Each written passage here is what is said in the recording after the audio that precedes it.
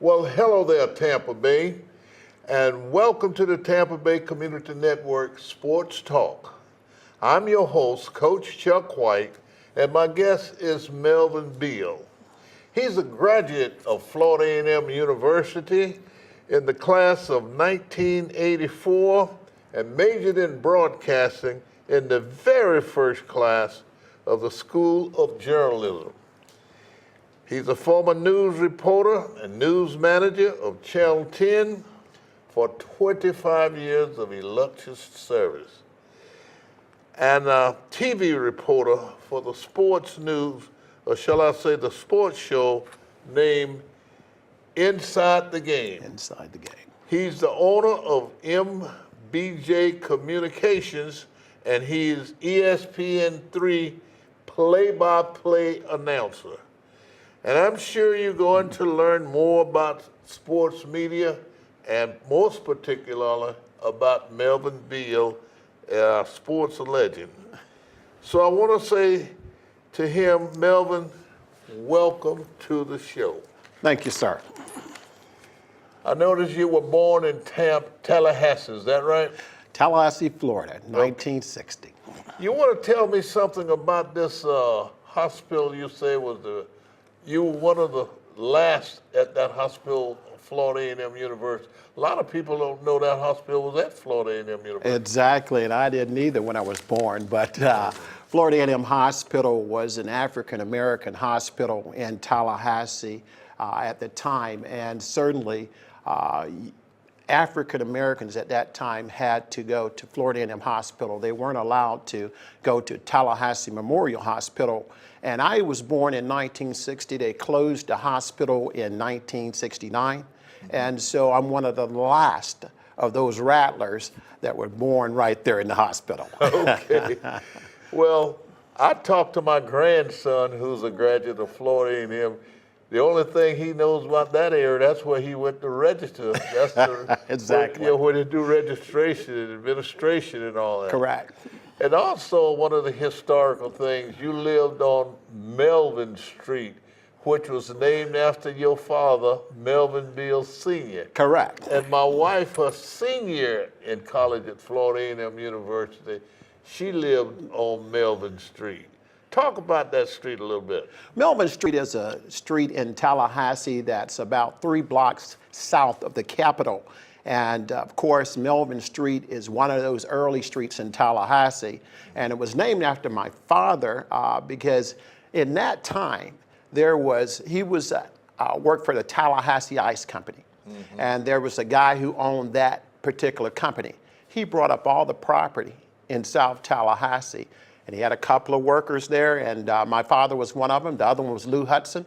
He named the other street Hudson Street. Oh, yeah. I know where those were because I had a friend used to live there, and we used to party there at his house, and we called it Club Hudson. Yeah, well, I would think that when you lived there, that was before they had it paved. That's because I remember when cars used to slide off the road in the ditch, and they have to stay overnight to wait to get the car going again.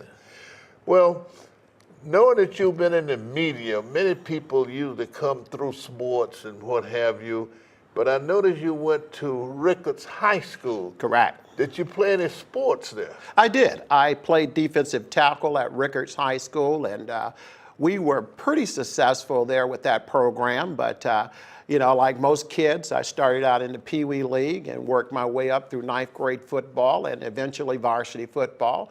And I played a little bit of defensive tackle. Defensive tackle, you must have been a great big old guy. I'm still a great big old guy.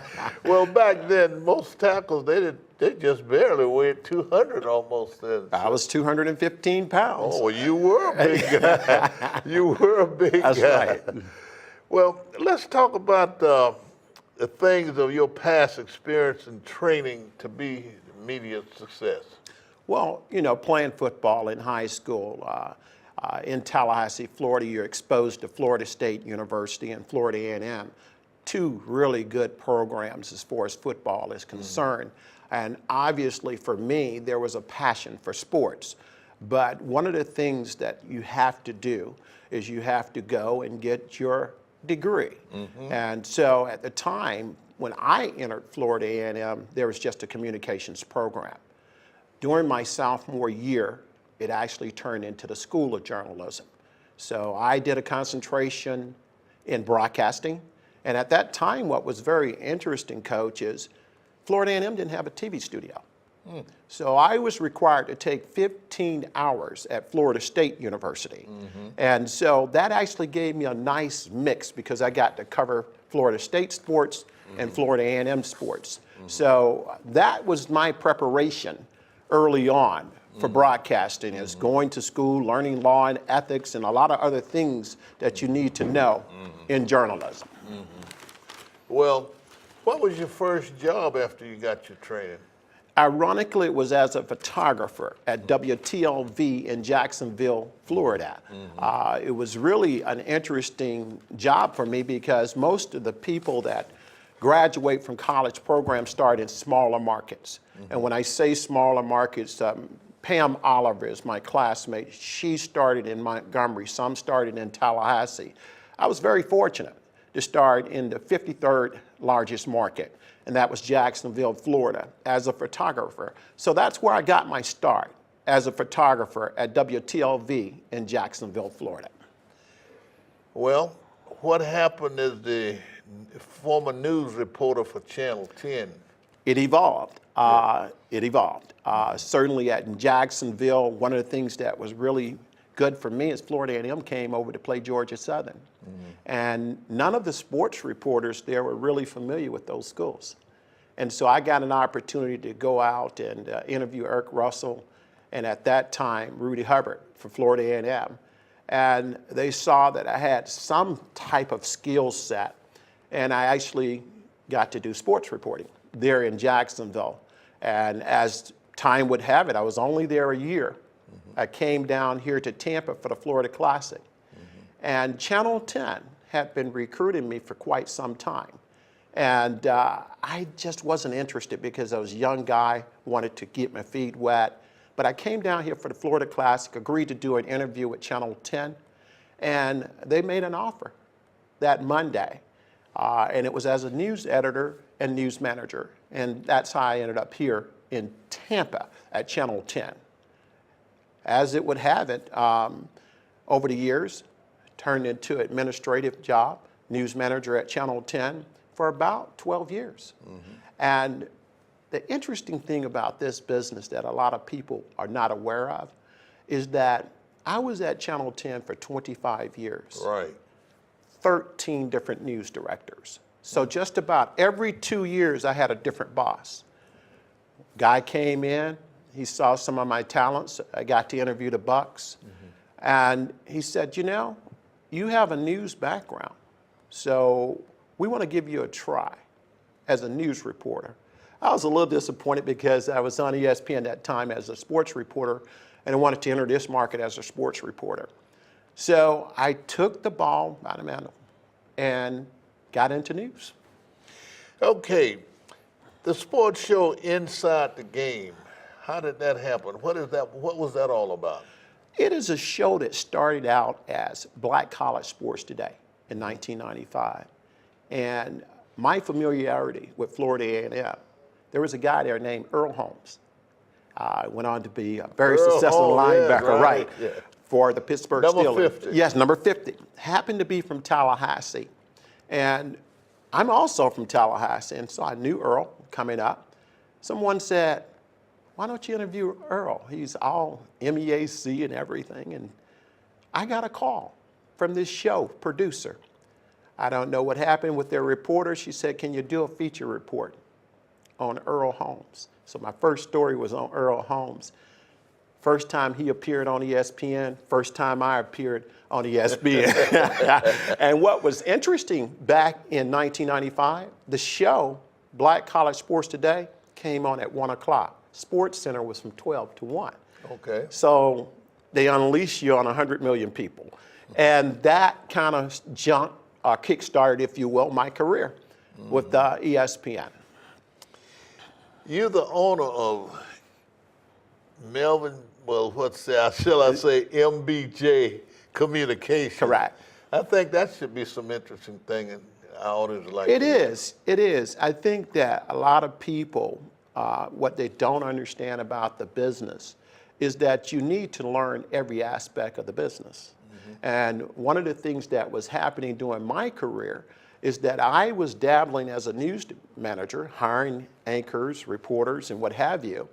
I actually learned behind the scenes. I learned the position of photographer, news editor, and being in the studio, you saw different aspects of the job. Well, one of the things at Florida A&M they always taught us is that you want to eventually own something. And so MBJ Communications actually came about after I started reporting for Inside the Game. I actually needed to work my own business, and it's a multimedia company. So we started out, initially it was to put my reporting up under my company. Eventually I saw a need for websites, and I began to purchase domains. And today we have domains in Tampa, Miami, Orlando, Tallahassee, and we just purchased a couple in Atlanta and New York. You know, I hadn't been too familiar with your broadcasting with the ESPN3, but when I was covering the Florida A&M homecoming game, sitting in the press box, I noticed seeing you there because I've seen you there often. Right. But this was my very first time seeing you do the broadcast of the game. How did that come about, and what are you doing with that? Very interesting because play-by-play is totally different from reporting. And I'll be honest with you, I was a little nervous about it. I had an opportunity back in 2007 to work as a play-by-play announcer with Jericho Broadcasting. Okay. And I actually got to do play-by-play with Albert Chester for an entire year. Well, as you know, 11 years go by. There's a new format out right now, ESPN3. And so one of the things that we did is they came to me and they said that we needed to broadcast Florida A&M football games for ESPN.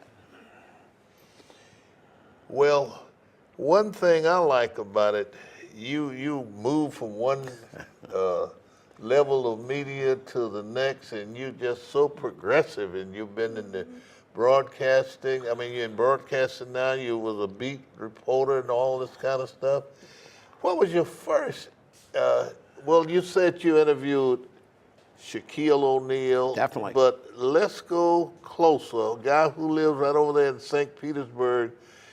He played quarterback for Florida A&M. I remember him so vividly when they played at the University of Tampa, and he was the quarterback, and that's the first time we've seen an integrated game with Jay Gates and Fran Kirksey playing. Correct.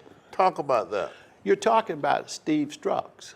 Scruggs, yes, right. yes. And I, as a kid at Florida A&M, I actually felt like that campus was mine. If they had a dirt pile, I played in it. But I used to go to the games, believe it or not, because I attended Florida A&M High, which is also the developmental research school.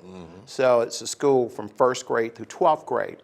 Well, I had an activity card, and that allowed me to get into all Florida A&M sports events. Okay. Me and my pals, we would go to Florida A&M's game, and being kids, we didn't know any better. Florida A&M didn't have a locker room. Right. So they would meet up under the stands at Bragg Stadium. Yes. Well, my hero was Steve Scruggs, and I didn't realize it was halftime. I went up to him and I said, "Steve, how you doing?" I'm Melvin Beal, and he actually talked to me at halftime, and it made such an impression on me because I actually got in trouble after that. They were like, "You can't talk to him." I said, "I just did." And so, so it was really exciting to be able to talk with him. Well, Scruggs, he was just such an outstanding quarterback. He just recently was inducted into the Florida A&M Sports Hall of Fame. Correct. And I was really proud of him because he came from the Bay Area and he did so well at our alma mater, Florida Agricultural and Mechanical University, better known as FAMU. FAMU. And I know FSU at that time, when before me, they used to be an all-girls school. Correct. Yeah. Correct. And many people used to kid the guys when they first got the football team and call them, well, we go and play the girls' school. Well, another outstanding event I think you did with Shaquille O'Neal. Correct. Shaquille, as you know, was drafted by the Orlando Magic in 1992. And by that time, I was already covering the Magic. The Magic actually came about in '89. And when they drafted Shaquille O'Neal, obviously out of LSU, one of the things that I realized early on is I didn't see a whole lot of African American reporters. And I was literally one of the few that was in TV. So my first interview with Shaquille O'Neal, there was a crowd of media. And Shaq is 7'2", and I could barely hear him talk. And after the interview was over, I approached him. And I said, Shaquille, it's very difficult to hear you. And I said that, you know, in TV, that sometimes comes off as less than confident. So I gave him a couple of pointers after that, and we became fast friends, and he won some championships after he left Orlando, and he's doing very well on TNT now. Yeah, Shaquille, big Shaq. Shaquille.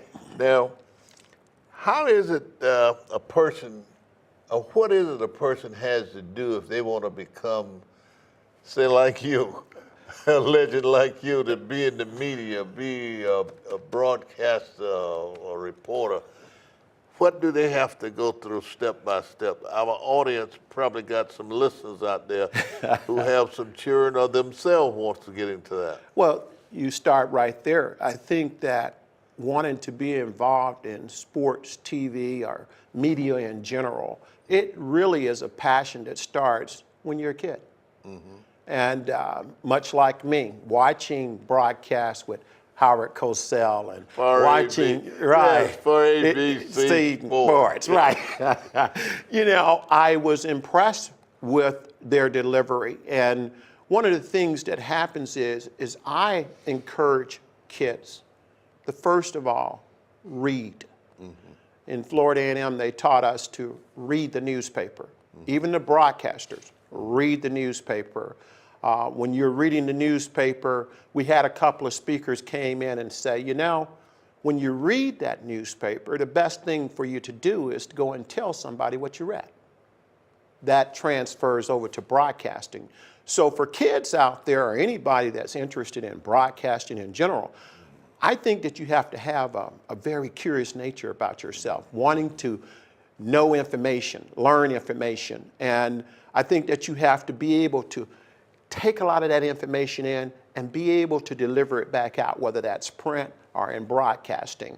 So I think that reading is very, very important. I think that you should go out and cover sports. You know, a lot of it starts in the stands from people who like to watch sports. Some people are intrigued by coaches, players, and the like. Well, I noticed you said when you went to the School of Journalism, that was the very first School of Journalism. What did they have prior to that? Did they have anything? Was that a lack of stuff by being the first thing they had to grow to get where they are now? Talk about that a little bit. You know, it's very interesting that you say that. There was only one accredited School of Journalism in the state of Florida, and that was the University of Florida. So Florida A&M had a couple of dynamic professors. Few had worked at CBS and around the country. And their goal, the Dean Ruggles' goal, was to build that into an accredited School of Journalism. Now, to break that down for you a little bit, a lot of people don't understand the difference between a School of Journalism and majoring in mass communication. USF has a mass communication degree that prepares you for all aspects of the media. But when you're talking about journalism, there are a lot of things that go in with that. Your whole course structure is different. You have to take law and ethics, principles of journalism. One of the interesting stories, now that you brought that up, is I told you that I attended Florida State. Yes.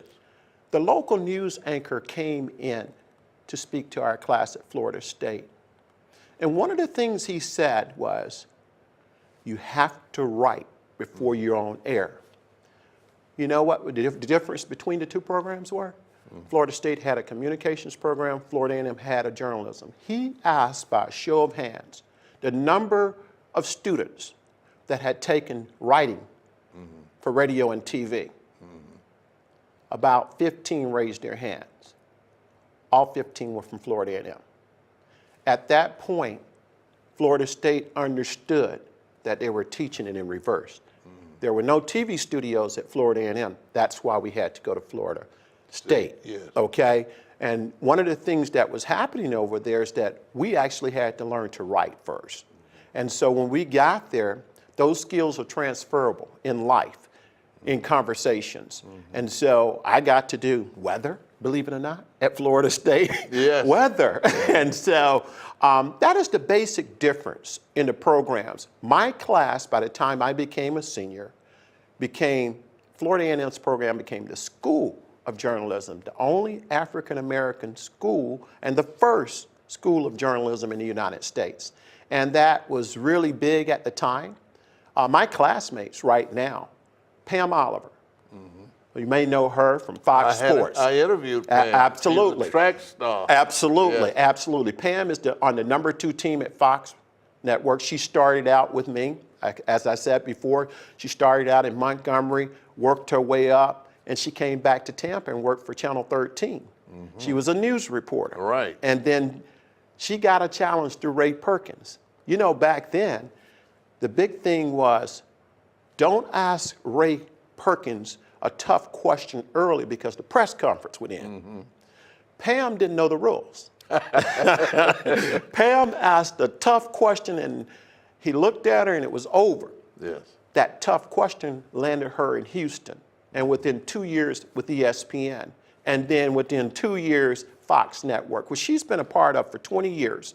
And Pam was a great track star, a really good track star. She's in Florida A&M Sports Hall of Fame as a track star, but she is now known as NFL sideline reporter for Fox. And I'd be remiss if I didn't mention my other classmate because she just got a promotion as president. Kim Godwin. She was just named vice president of news at CBS. Now that's the highest ranking position there. She was in our class as well. So when you talk about schools of journalism, the law and the ethics and the things that you need to carry your career are kind of formed there. You have to learn. In my case, I had to do weather, I had to do radio, I had to do TV, the whole shebang. And that's the difference between the programs. How far can you go back in the MEAC when it got started? You know, many people in Florida understand MEAC only between Florida A&M University and Bethune-Cookman when they go to the Classic. Correct. So we might want to enlighten our listeners to Florida A&M and Bethune in the Classic. But first of all, let's go in depth a little bit to both schools in MEAC. Definitely. MEAC, for a lot of you out there that may not know it, it stands for Mideastern Athletic Conference. And Florida A&M and Bethune-Cookman being based in Florida, they weren't originally in that alignment. That was schools like Morgan State, Hampton, Norfolk State. Right. They were based in it, pretty much said what it is. They were in the SIAC. That's correct. When Florida I played, A&M. it was in the SIAC, Southern Intercollegiate Athletic Conference. Correct. And so what happened is the Mideastern Athletic Conference was on the front end of expanding. And one of the things that they did that was kind of unprecedented, their sister conference, the Southwest Athletic Conference, is that they wanted to expand into Florida. Much like you see Florida State in the ACC now and Miami in the ACC, they were ahead of the game. And they wanted to expand into Florida, and they chose Florida A&M and Bethune-Cookman. Now, a lot of people felt like those two schools should have probably been in the Southwest Athletic Conference for travel purposes, Yes. but that didn't happen. And Florida A&M went in and really did well. But Bethune has been doing well of late. So that is the kind of existence of the Mid-Eastern Athletic Conference. They have 12 schools right now, and they have 2 that's not playing football, they're playing basketball. So this is how that conference started to evolve. How are those 2 universities' football teams ranked now? First, second, third, or fourth, Florida A&M and Bethune. How are they ranked? Well, a lot of people are surprised, and I'll start it this way. Florida A&M was actually picked to finish 5th in the MEAC this year. Bethune-Cookman 3rd. FAMU right now is the #1 team in the Mid-Eastern Athletic Conference. #1 team. Yeah. And they have a new coach, Willie Simmons, who actually was the coach at Prairie View University last year. A lot of people don't know he grew up 20 miles from Tallahassee. Quincy, Florida. Yeah. And he's a phenomenal guy. One of the things that he's about is about developing his players for life. You know, they just went through a hurricane up there. Now, there was questions as to whether they should even play the game against North Carolina A&T. They played the game, they won 22-21, and they came back #1 in the MEAC. That was a real big win for Florida A&M. Huge. Talk about Bethune-Cookman because before our time runs out. Bethune-Cookman has been a program that actually has elevated. A lot of people don't understand this. But in that rivalry with Florida A&M, certainly when you attended there, you guys dominated them. But they have beaten Florida A&M for the last 7 years in the Florida Classic. So to me, they are the standard. Bethune-Cookman is a program that has really been doing well, primarily because of stability within their administration. Their coaches stay around. As you know, at Florida A&M, there's always this turnover. And that's a problem. But this year, Bethune is doing very well. They're ranked right now in the conference #6. Well, our time is just about up, and we want to thank you for being on our show. And Thank you. I want to let the people know that Melvin Beal is really a sports legend in the media. And we want to thank you for listening into this show because we enjoyed bringing it to you. So that's it for the Tampa Bay Community Sports Network. And we certainly hope that you've enjoyed this show as much as we've enjoyed bringing it to you. So be with us again on our next show right here on the Tampa Bay Community Network Sports Talk.